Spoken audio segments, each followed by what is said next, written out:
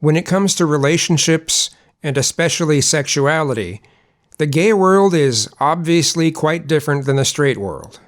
As unpopular as it probably is to say, I think the gay world is far ahead of the straight world. In my opinion, the straight world, especially towards women, is far more restrictive. It's kind of controlling. It's possessive. It's very, dare I say it, patriarchal. And many men in the straight world seem to revolve their masculinity around being able to be possessive and controlling. It often seems that a lot of straight relationships are about ownership. Sometimes it's about people owning each other. It's usually about women being owned by men. It's kind of creepy, honestly. When it's the other way around, the men get called names by other men like pussy-whipped and henpecked and a number of other negative phrases. When women act more submissive toward their boyfriends or husbands, they're often, still to this day, labeled as good women. In the gay world, particularly the gay male world, there tend to be a lot more open relationships. There's a lot less jealousy. There's a lot more acceptance of people's instincts.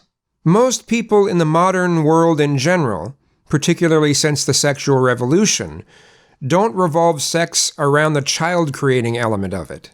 They have sex for the fun of it, for the enjoyment of it. Traditionalists might disagree, and they might call this sort of thing degeneracy, but that's too bad. But this sort of thing is why birth control was such a game changer. Birth control took the control away from the church. Birth control created the sexual revolution.